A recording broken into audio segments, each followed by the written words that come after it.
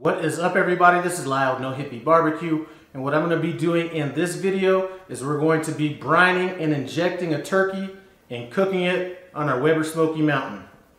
Now, I've done a few other turkey videos this year. I have not injected one yet, but I do have other videos where I've brined and injected turkeys as well, and I'm going to leave links to all those recipes in the iCard above and description below. We are going to be changing up this brine just a little bit.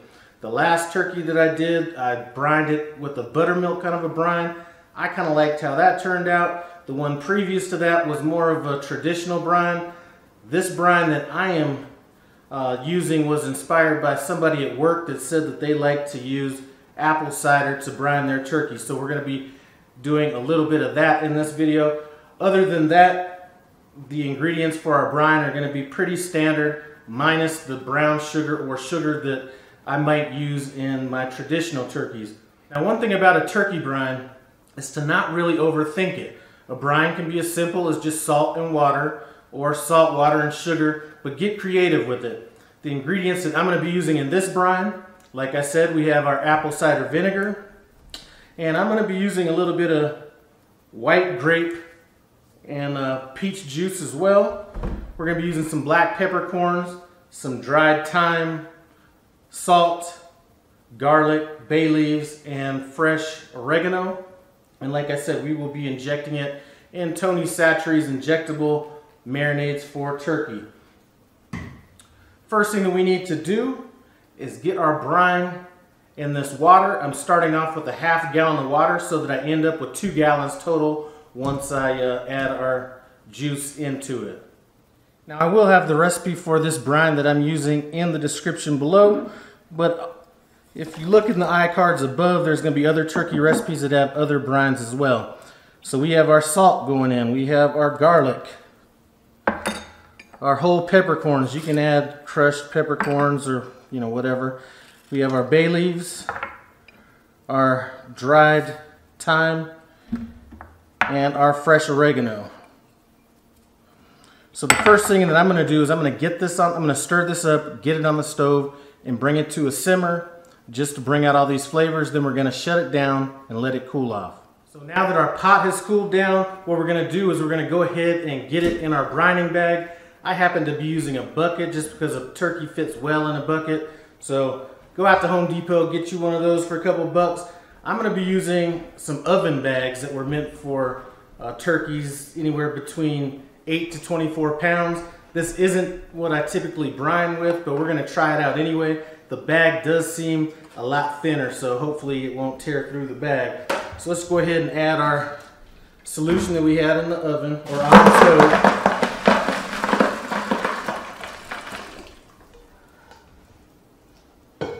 And now we're going to add our apple cider and our peach.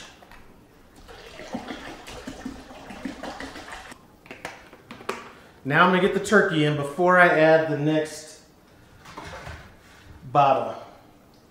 And if you see all this skin hanging off the bottom of this turkey, do not cut that off first. Wait until your turkey is done brining before you start cutting anything off. And we're going to add our last bottle of apple cider.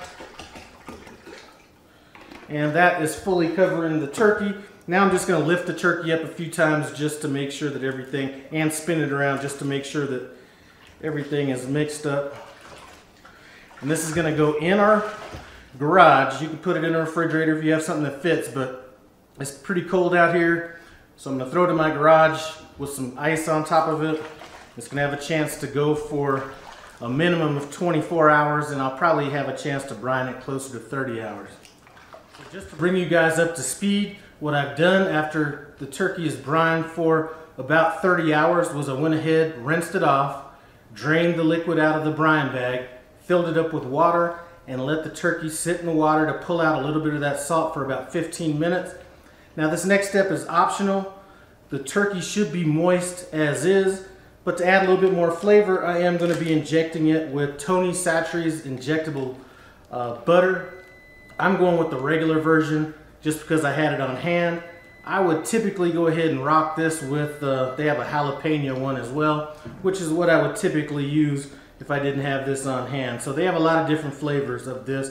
And at Walmart, I think this is under $4. So let's go ahead and get this turkey injected. So when you buy these, it's going to come with the injector as well. So I'm going to go ahead, pour some of this injection into a glass, get my injector put together, and start injecting the turkey. Now, since we've already brined this turkey, it's not going to absorb as much of this injection as it would without it. So if you're not brining, you should be able to get about a full bottle of this into a turkey. Since we have brined it, we might be able to get a half a bottle to 3/4 of a bottle. And really all that we're trying to do is just hit it every 1/8 to 1/4 of an inch. We're not only just going to get the breast, but we're going to also come over here and get some of these legs as well. And I think that we are good to go. That's about a half of a bottle.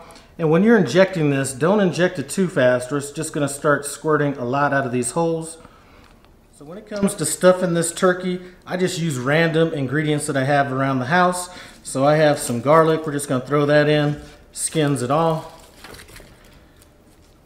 Some orange slices. Some apple slices, and it's really not going to pick up too much of this flavor, but you will be able to get some of that essence. We have some oregano,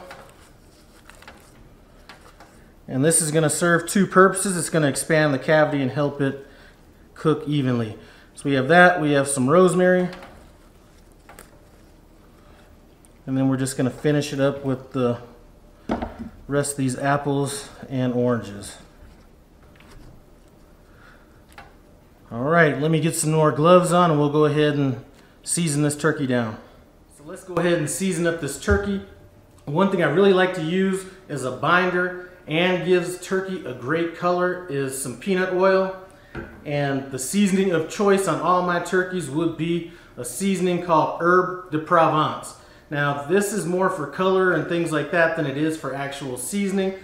Remember, we've brined this and we've injected it, so there's really no reason to add any salt-based seasoning to this. So this is going to add some great color to this turkey. So let's go ahead and rub this down, and just a thin layer is going to be good.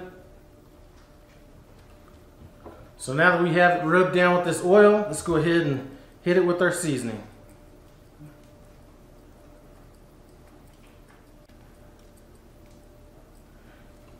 Alright guys, that's enough seasoning right there.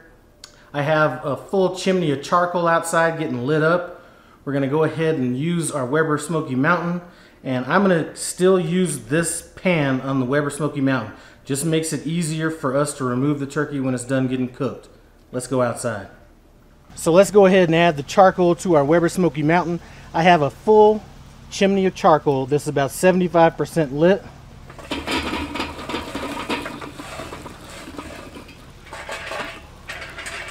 And I'm going to add a few generous lumps of pecan wood. Now we're going to go ahead and get our turkey on. I don't have any water in this water pan right now. Since we are starting with the full chimney full of charcoal, I am going to shut these dampers down about halfway on the bottom, and I'm going to keep the top vent completely open. We're going to cook this until we get to an internal temperature of 170 degrees, and I'm going to be plugging in a meat probe in this to monitor the temperature after we look at it our first time in about 45 minutes.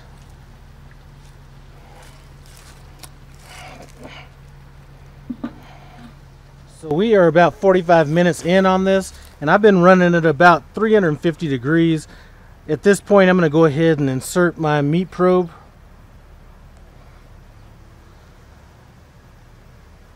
And we're going to go ahead and cook this until we get to 170 degrees internal temperature.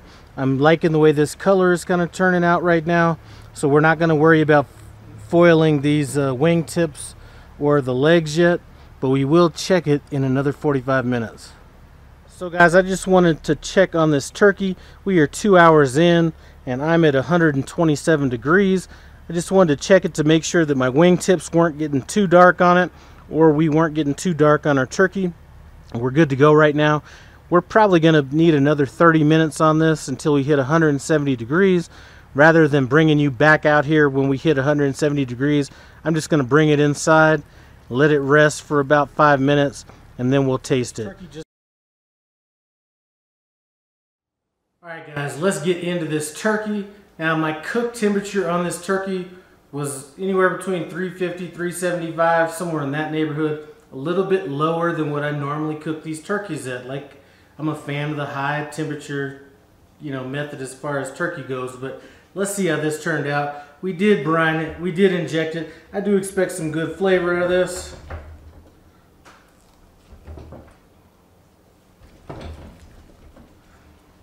And if you see all this shrubbery out here, most of it, we're going to be making some homemade turkey stock. Be on the lookout for that video. It's going to be all that. So you can already see we got some moisture up in here. Let's taste it.